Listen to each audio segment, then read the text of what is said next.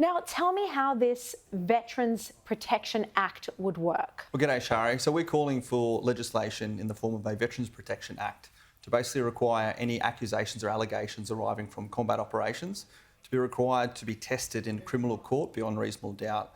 And this is drawing from the experiences of the last 3 years post the fallout from the Burton Report and the failed handling of that, where thousands of Special Forces veterans have been tarred with the same brush, where people like myself and Ben Roberts-Smith have had to take defamation proceedings against people like the ABC and their disinformation campaign, as opposed to being afforded due process and the presumption of innocence on some of the most sensitive topics and sensitive accusations at a time where Afghanistan is controlled by the Taliban. There's real-world threats to our families and to our livelihood. So all that we're asking for is that due process and presumption of innocence through the form of a Veterans Protection Act. And over the weekend, I launched a survey so people can go to hestonrussel.com/veterans and say if they are for this or against this. And I'll go down to Canberra at the end of this month to plead that case.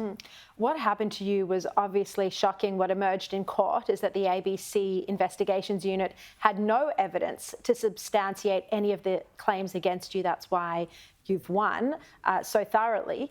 But, you know, what if there are other journalists who do have evidence to back up their allegations of war crimes against an individual? Well, absolutely. And look, you've seen the case in the Ben Roberts-Smith case where the court has found on the balance of probabilities, not beyond reasonable doubt, that there is potentially war crimes there, but he hasn't been charged. And this threshold of evidence must be reached in a criminal court.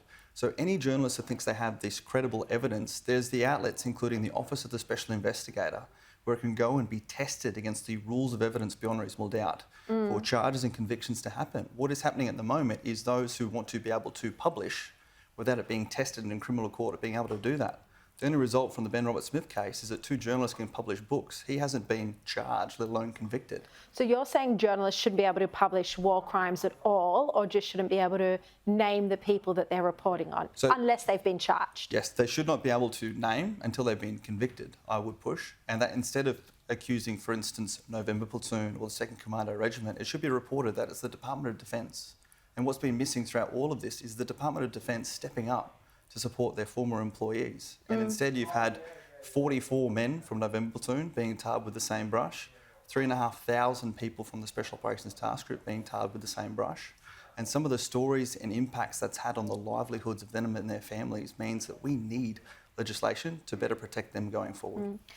Heston, I want to ask you as well about what we saw on the weekend. It was Remembrance Day on Saturday. We saw a memorial dedicated to those who gave their lives in service of this country during World War I being desecrated by pro-Palestinian protesters.